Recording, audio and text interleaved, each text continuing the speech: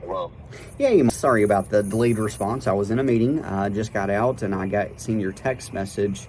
Are you like? Because you said I called your wife. So I'm trying to find like her profile.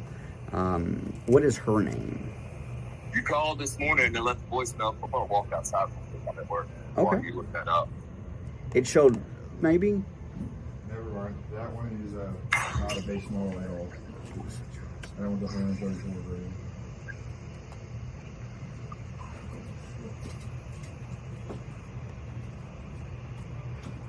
What kind of work you do, buddy?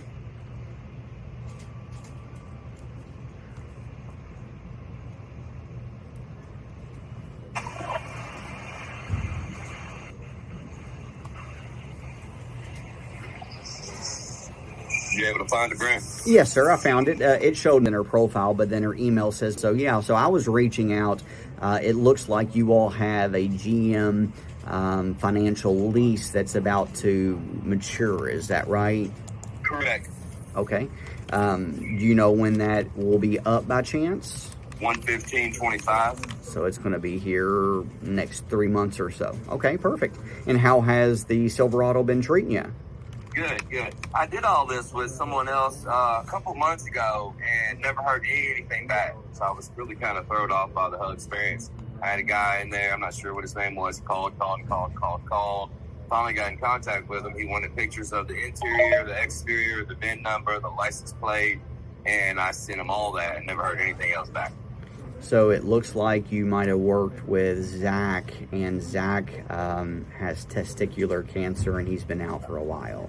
Ah, makes sense now. Makes sense. So, yeah, I didn't know. So I apologize about the non-follow-up, but he gave me a list of some people, and I followed up with, and he's still, he came back yesterday and had to leave early, and it's just, he's still going through some stuff, buddy. So I apologize about that. Understandable. No, understandable.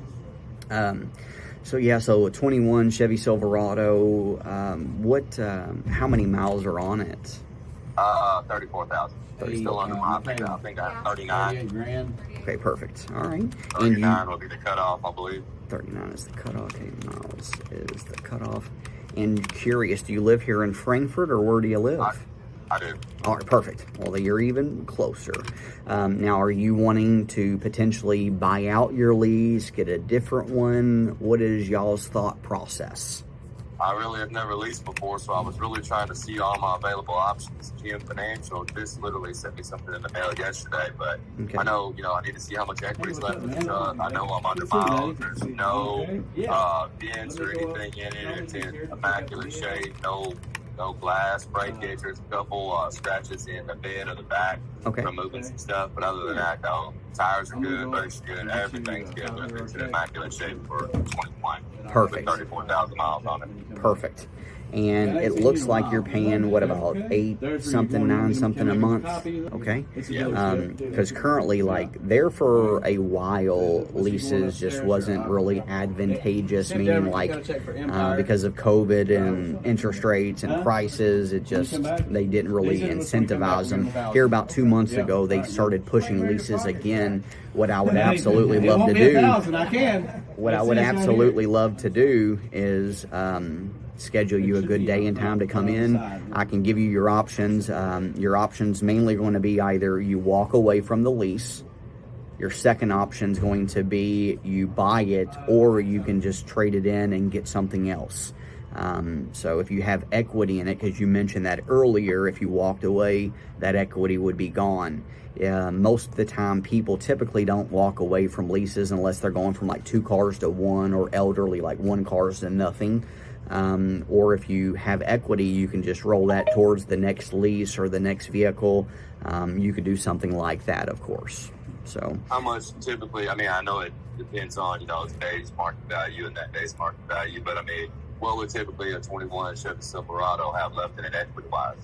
That's something in which I would necessarily just have to pull your payoff, because they don't show me what your payoff is. They just tell me basically that your 33,000. $33,000. So I'm gonna put the notes in there.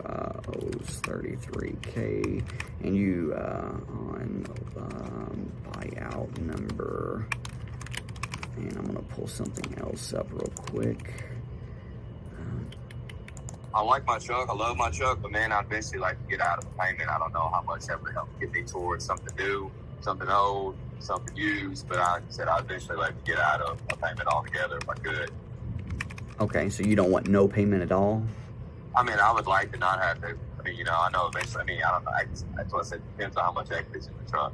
You know, basically, I know my payoff. I literally pulled it up on the Chin Financial. It's about $33K. Okay. I've got 3 payments left on it. Okay. But like I said, with it being low mileage, being a 21, I just didn't know, you know, how much I was actually probably going to get a squeeze out of it. Yeah, I can appreciate that. Do you have a different car to drive, meaning you're just going to walk away from the lease, or? No, meaning that I would like to use the equity. And I mean, that's why I said I've never done it before. But I mean, I'm assuming that I can use the equity towards something else, correct? Yes, absolutely. Yes.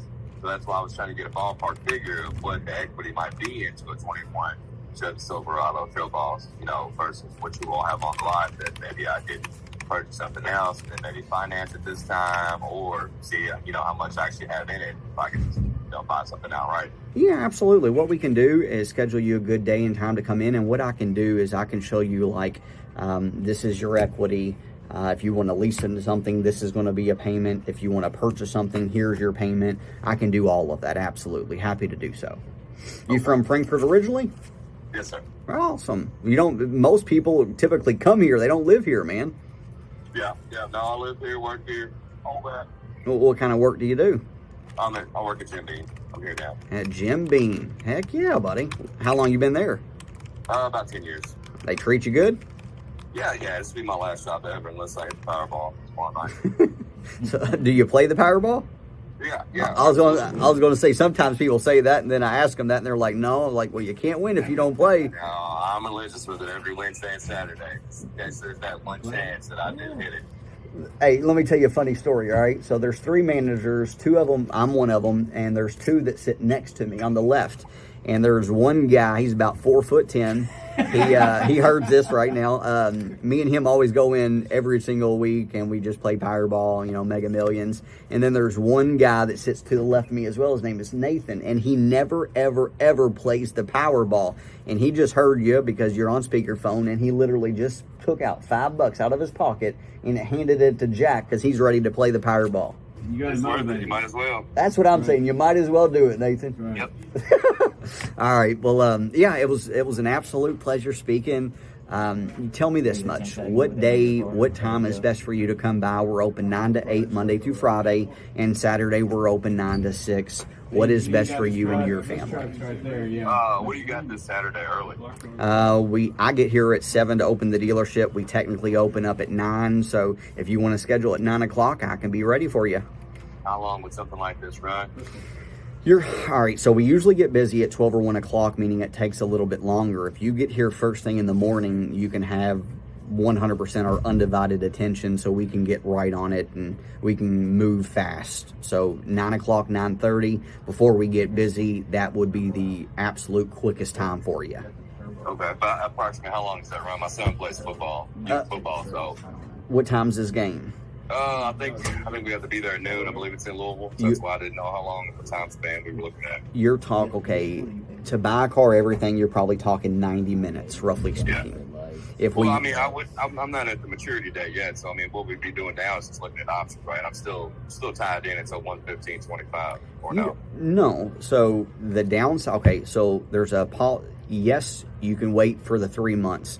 The only downside of that is once the 25s really start hitting the lot, it makes your vehicle 1 year older, meaning your vehicle is worth a little bit less. So like, you know, and then on top of that, if you wait another few months, meaning 125, you're going to pay a proportion of your property taxes, which will cost a little bit of money as well. So if you did it like this month, next month, it's probably going to be the best time because typically the 25s, Chevys, GMCs are going to start hitting the lot like November.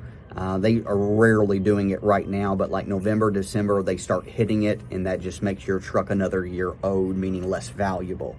And I'll go through all of that with you as well when you come in here. But 90 minutes, roughly speaking, to answer your question. Could we get you in and out in 60 minutes? Potentially, but I'd say 75 to 90 minutes, roughly speaking. Right. Well, let's attempt this on Saturday morning at 9 a.m., Brent. All right, buddy. And then you've already opted out a text message. When you get here, just ask for me, Brent, and I'll be very excited to meet you then. Perfect. Sounds good. See you Saturday, Brent. Thank you, buddy. Thanks, bye.